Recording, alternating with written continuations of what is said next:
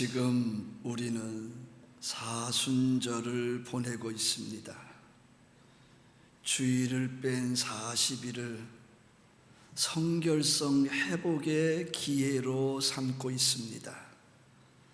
사순절 16일이 지났습니다.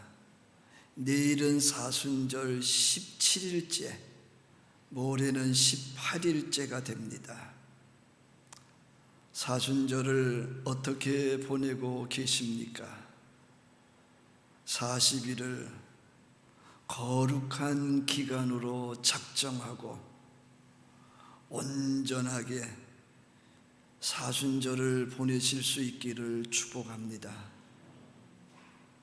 우리는 사순절 기간에 그 어떤 것보다도 개인별로 작정하고 기도하기를 원했습니다. 예배당에서 혹은 각자의 집에서 혹은 줌으로 함께 새벽 기도회에 동참하고 있습니다. 삶의 현장에서 매일매일 정시 기도를 하면서 매일매일 하나님의 말씀을 통독하고 묵상하고 있을 것입니다. 그 어떤 때보다 경건의 모양, 경건의 능력을 경험하고자 하는 때입니다. 그 어느 때보다도 신령함을 도모하고자 하는 거룩함의 절정을 체험하고자 하는 기간입니다. 그 거룩함 속에서 전도와 선교의 불이 더 뜨거워지기를 소망합니다. 전도 대상자를 정하면 좋을 것 같습니다.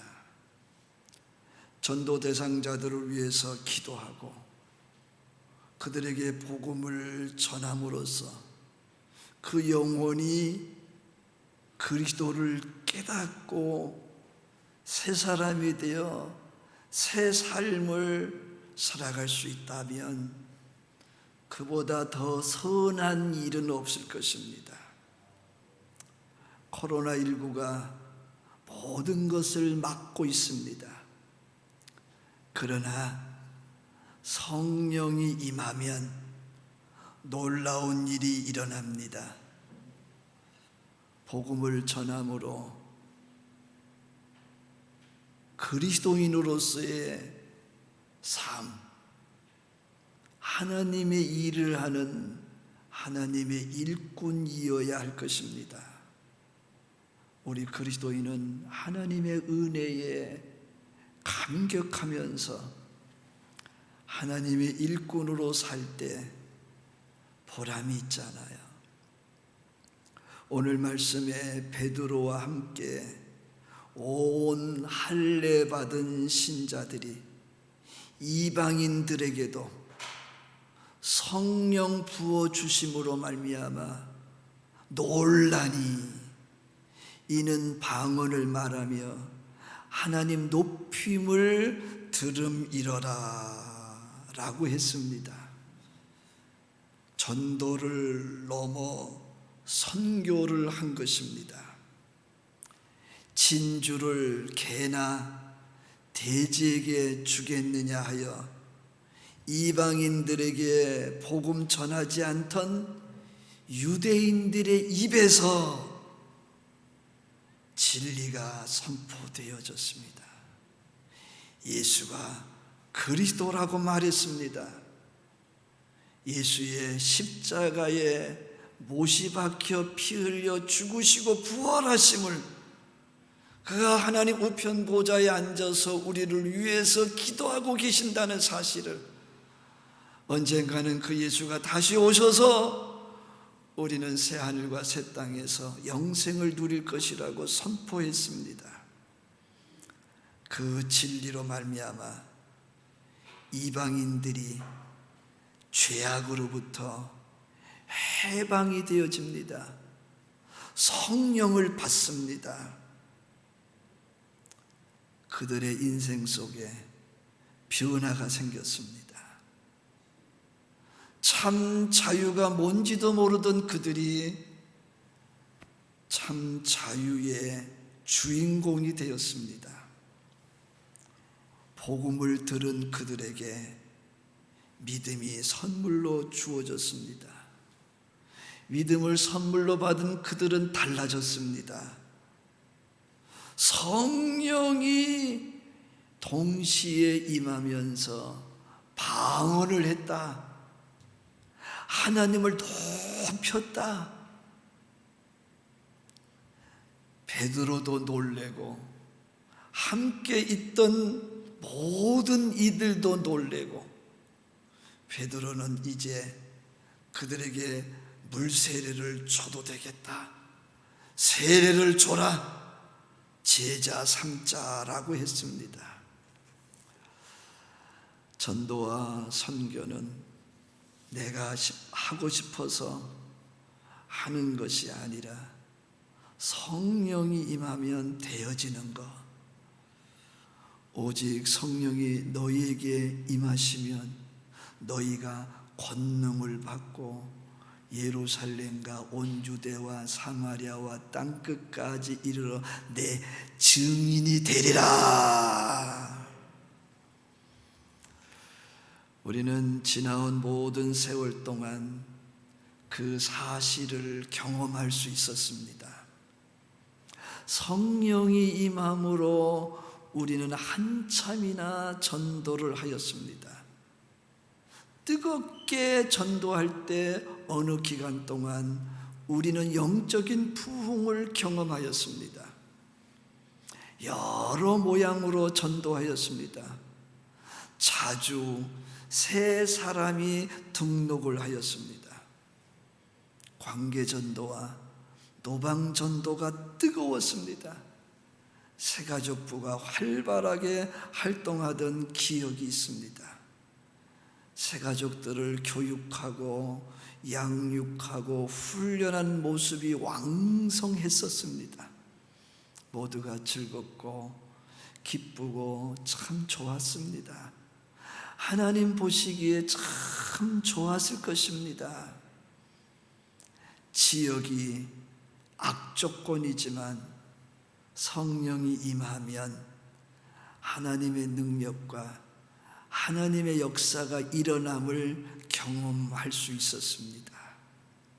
그러나 어느 순간부터 전도가 멈추었습니다. 문영혼이 주께로 돌아오고 하나님의 나라가 확장되는 거 누가 싫어할까요? 우리는 좋아하는데, 하나님은 좋아하시는데 누가 그것을 싫어할까요? 마귀입니다. 예수님은 그래서 우리에게 시험에 들지 않게 기도하라고 하셨습니다. 두 사람의 삶 속에서 우리는 교훈을 받습니다. 욥이 하나님 보시기에 믿음직스러웠습니다. 마귀는 그 욥을 시기하였습니다. 하나님과 욥 사이에 끼어들어 욥의 인생을 방해하였습니다. 욥의 신앙을 회방하였습니다. 모든 것이 엉망이 되었습니다. 그럼에도 불구하고 욥은 그 시험 기간 동안 하나님을 바라봅니다. 하나님과 교제합니다. 하나님을 찬양하였습니다. 욥은 배나 더 좋아졌습니다. 다윗이 하나님이 보시기에 합당하였습니다. 마귀는 다윗을 시기하였습니다. 다윗과 하나님 사이에 끼어들어 다윗의 인생과 다윗의 신앙을 회방하고 방해하였습니다. 자주 엉망이었습니다. 다윗이 병이 들어서 나 죽겠다고 합니다. 다윗이 자주 이리저리 쫓겨다닙니다. 다윗의 그런 모습을 보면서 주변 사람들이 하나님은 있는가? 라고 조롱을 합니다. 그러나 다윗은 그때마다 하나님을 바라보았습니다. 하나님과 더 깊이 영적인 교제를 나눕니다. 그는 굴 속에서도 들판에서도 하나님을 찬양하였습니다. 하나님께서 다윗의 편이 되어 주셨습니다. 그래서 다윗은 여호와는 내 편이라고 그랬습니다. 다윗과 그 후손은 대대로 왕의 자리에 있으면서 하나님이 주시는 복을 누리는 복 있는 사람들이었습니다. 지나온 세월 속에 우리 한성교회는 참 좋은 때들이 있었습니다. 그 중요한 순간마다 이런저런 일들이 생겼습니다. 우리는 그것을 놓고 기도하기보다는 우리의 힘으로 해결하려고 하지는 않았는지, 그때 우리는 비상을 걸고 영적 전쟁을 선포하고 모여서 기도해야 했습니다. 기도로 더 뭉쳐야 했습니다. 하나님께서 어떻게 풀어가시는지, 하나님께서 어떻게 해결해 가시는지 기도하면서 인내하면서 기다려야 했습니다. 바로 그럴 때 써먹으라고 우리에게 믿음도 주시고 성령도 부어주시고 은사도 주시고 지혜도 주시고 명철도 주셨던 겁니다. 참 좋았던 그런 때들을 우리는 지속할 수가 있었습니다. 이제라도 우리 모두가 기도 외에 다른 것으로는 일은 유관나갈 수 없다는 것을 더 깊이 더 뜨겁게 깨우칠 수 있기를 소망합니다. 개인 기도가 있겠지만 모여서 기도함은 더 중요합니다. 오죽하면 승천하시는 예수님께서 부활까지도 경험한 목격한 그들에게 제발 모여서들 좀 기도하세요. 내가 성령 보내줄게요. 사랑하는 여러분, 저는 이렇게 기도합니다. 하나님, 우리 한성교회 남녀노소 할 것 없이 새벽을 깨우며 하루를 시작할 수 있게 해 주옵소서. 이제는 교회 근처로 이사하게 해달라는 믿음을 주옵소서. 거리가 멀면 교회를 이루기가 쉽지 않습니다. 그 같은 어간 속에 우리는 어찌할 수 없는 상황을 받아들여야만 했습니다. 적지 않은 어르신들이 천국으로 이사를 가셨습니다. 지금도 이사를 가시고 계십니다. 천국에서 만나보자, 그날 아침 거기서. 앞으로도 적지 않은 분들이 천국으로 이사를 가시게 될 겁니다. 성도들의 삶 속에 거역할 수 없는 갖가지 변화가 발생합니다. 누가 막을 수 있겠습니까? 지역이 25년 동안 재개발 때문에 묶여서 한 걸음도 전진할 수가 없고 낙후되어졌습니다. 그 와중에 우리는 코로나19를 만났습니다. 이때 우리는 그냥 넋놓고 앉아 있어야만 할까요?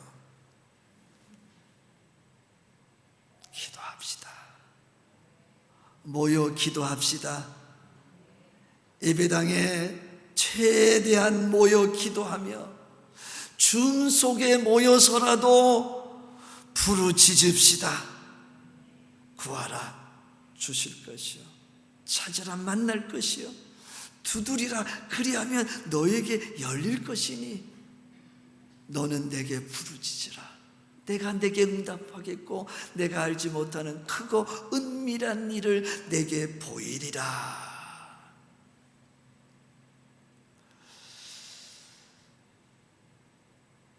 할렐루야, 할렐루야. 우리는 내 집 근처 다니면서 복음을 전해야 합니다.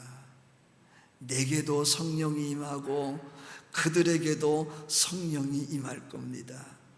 예수님을 모르던 사람들이 내가 전하는 예수님 얘기를 들으면서, 십자가 얘기를 들으면서 믿음이 생기게 되면 그들도 방언을 하게 되고 그들도 하나님을 높이게 될 것이며 그들의 삶에는 상상하지 못했던 변화와 성숙의 역사가 일어나게 될 것입니다.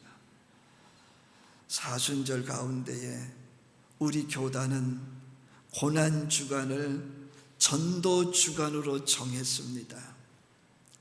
3월 29일 월요일부터 4월 3일 토요일까지 전도를 하자고 하고 있습니다. 코로나19 중에 전도가 될까요? 의심하지 맙시다. 때를 얻든지 못 얻든지 복음을 전하자고 하셨어요. 듣든지 안 듣든지 복음을 전하자고 하셨어요. 만민에게 복음을 전하라고 하셨습니다. 코로나19 중이지만 우리는 예수님 자랑을 해야 되겠습니다. 십자가 자랑을 해야 되겠습니다. 사랑하는 여러분, 이 사순절에 전도 대상자들을 정해 보십시오. 태신자가 내 속에 잉태되도록 해 보십시오. 그리고 그 태신자를 위해 기도해 보십시오. 태신자를 품고 기도할 때에 우리 속에 성령이 임하게 되어질 것입니다. 우리가 성령의 9가지 열매를 가지고 그 전도 대상자와 교제를 하게 되어질 때에, 가까이 하게 되어질 때에 그에게 예수 자랑을 하고 십자가 자랑을 하다 보면 내게도 성령이 임하고 그에게도 성령이 임해서 예수가 그리스도임을 깨닫게 되어질 것입니다. 아멘. 성령 받아서 우리가 전도하다 보면 그 전도를 받는 사람에게 성령이 임하도록 돼 있습니다. 상상을 초월하는 역사가 일어나게 될 것입니다. 사랑하는 여러분, 아세요? 우리가요, 복음을 전하면 성령 하나님이 일하십니다. 하나님께서 일하십니다. 순종이 제사보다 낫다고 했죠. 하나님의 목적을 이루기 위해, 하나님의 뜻을 이루기 위해 이 사순절 기간에 복음을 전할 수 있게 되어지기를 축복합니다. 그래서 하나님이 어떻게 일하시는지를, 그 하나님의 마음을 좀 우리가 헤아리고 경험을 좀 했으면 좋겠습니다. 구한말 외국인들이 성령 받아서 이 대한민국 땅에 복음을 들고 들어왔습니다. 먼 거리 마다하지 않고 배를 타고 와서 선교를 했습니다. 그들 몸에 어울리지도 않는 한복을 입고 삿갓을 쓰고 집신을 쓰고 가마를 타고 이 지역 저 지역을 다니면서 복음을 전했습니다.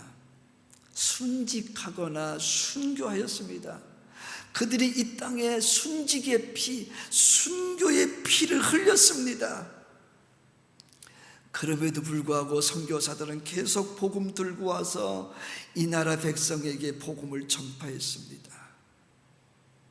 이 나라 이 민족은 그 당시 헐벗고 굶주리고 바람 피우고 노름하고 술독에 빠져 있었습니다. 제사하고 굿하고 풍전등하였습니다. 가난에 찌들어 있었습니다. 희망이 없었습니다. 그때 하나님께서 이 나라 이 민족의 신음소리를 들으시고 긍휼히 여기셔서 미국 사람들, 영국 사람들을 감동시켰습니다. 유럽 사람들, 아메리카 사람들을 감동시켰습니다. 그들이 먹을 것 들고 이 땅에 왔습니다. 입힐 것 들고 들어왔습니다. 우리에게 필요한 모든 것들을 이고 지고 짊어지고 들어왔습니다. 학교를 세우고 병원을 세우고 고아원을 세우고 모자원을 세우고 학교를 세우면서 이 나라, 이 민족이 살아났습니다. 불과 120년 전 얘기입니다. 전도를 통해서 선교를 통해서 이 나라가 살아났습니다. 이 민족이 살아났습니다. 아멘. 아멘. 경제가 이 나라 이 민족을 살린 게 아닙니다. 예수가, 그리스도가, 복음이 이 나라를 살렸습니다. 이 민족을 살렸습니다. 이제는 그 대한민국이 세계를 선교하는 나라가 됐습니다. 하나님의 은혜죠. 하나님의 은혜. 한성교회는 예전에 어쩌면 선교에 무관심했는지 모릅니다. 그러나 우리는 선교에 집중했습니다. 그 뜨거움은 주변의 교회와 목회자와 성도들의 부러움이었습니다. 우리가 깨닫게 되는 것은 선교는 내가 시작하는 게 아니라, 우리가 시작하는 것이 아니라 하나님께서 시작하는 것이다. 왜요? 사도행전 1장 8절이잖아요. 오직 성령이 너희에게 임하시면 너희가 권능을 받고 예루살렘과 온 유대와 사마리아와 땅끝까지로 내 증인이 되리라. 아멘. 우리 교회는 교회 규모로 볼 때 타 교회에 비해 선교의 열정이 있습니다. 그동안 우리가 실천한 선교를 살펴보면서 선교에 더 좀 뜨거워졌으면 좋겠다. 우리는 신천 한성교회를 설립한 기억이 있습니다. 14년 전 중국 심천에 한성교회를 설립했습니다. 그 당시 사라회 어르신들이 그 노고를 이끌고 함께 그 땅에도 다녀왔습니다. 한국인들의 구원의 방주이기를 원했고 중국 복음화의 전진기지이기를 원했습니다. 교회와 성도들의 아낌없는 헌신으로 규모 있는 예배당을 이루며 출발했습니다. 그동안 갖가지 우여곡절들이 있었지만, 폐쇄이기도 있었지만, 지금도 그 땅에는 한성 성결교회가 일하고 있습니다. 세계 각국에 선교사를 파송했습니다. 브라질 선교, 러시아 선교, 인도 선교, 터키 선교, 캄보디아 선교, 중국 선교, 베트남 선교, 태국 선교. 희생 없이는 불가능한 선교였습니다. 경제적인 어려움을 개의치 아니하고 모든 성도들이 선교에 헌신을 하였습니다. 매월 작정한 선교 헌금을 지속적으로 하시는 모습을 볼 때에 감동이 있습니다. 저는 그때마다 십자가에서 피 흘려 죽어주신 예수님이 여러분들 속에서 보입니다. 성령의 역사가 아니면 불가능한 하나님의 일, 그 일을 우리는 하고 있습니다. 고로 여러분은 예수님의 제자입니다. 대면이 어려운 상황에서도 비대면 속에서도 잊지 아니하고 선교 헌금을 하는 여러분들의 모습은 두 렙돈에 헌금을 드렸던 그 여인의 모습, 예수님이 그 연복교회 앞에 서 계셨다가 그 여인을 말하기를 저 여인은 생활비 전부를 드렸도다. 선교를 위해서 그 선교에 앞장서고 있는 기관들과 우리는 어깨를 나란히 하고 있습니다. 우리 교단의 선교 중심인 해외 선교위원회에 우리 교회는 한 멤버입니다. 선교의 메카라고 말할 수 있는 기성선교센터, 선교사 훈련원과 안식관이 있는 그 기성선교센터에 우리 모두는 한 멤버입니다.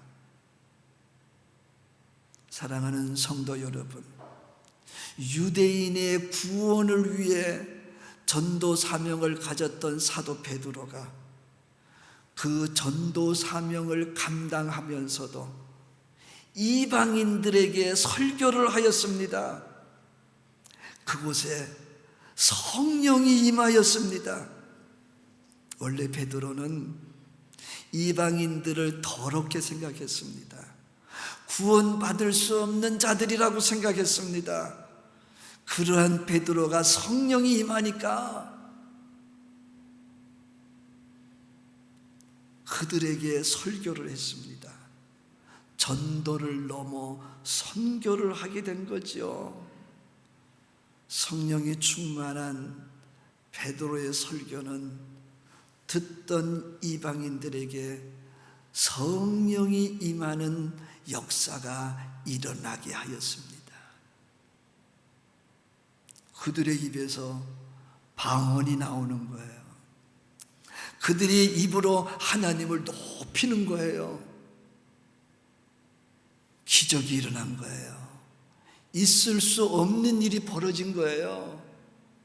그건 유대인들도 상상을 못했고 이방인들 자신들도 상상을 못하는 일이에요. 이방인들 자신이 우리들 입에서 방언이 나오고 우리들의 입에서 이 하나님을 높이는 말이 나온다는 거 상상이 안 되는 일이에요. 그래서 베드로도 놀래고 함께 있던 사람들도 놀래면서 세례를 주자, 제자를 삼자고 했습니다. 사랑하는 여러분, 기도하면 성령 하나님이 일하십니다. 전도하고 선교하면 그 대상자들 속에, 우리들 속에 성령이 역사하십니다. 그러면 우리는 도저히 상상할 수 없었던 기적을 경험하게 되어질 것입니다. 기도하겠습니다. 하나님 아버지,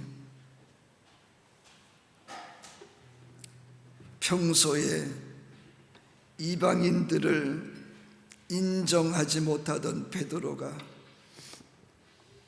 성령이 임하니 이방인들에게 설교하였습니다. 복음을 듣는 이방인들 속에 성령이 임했고 그들의 삶과 그들의 인생이 송두리째 변화되었습니다. 주여, 간절히 원합니다. 이 사순절 기간에 기도할 수 있도록 저희들을 주장하여 주옵소서. 복음 전하도록 저희들을 주장하여 주옵소서. 예수님의 이름으로 기도하옵나이다. 아멘.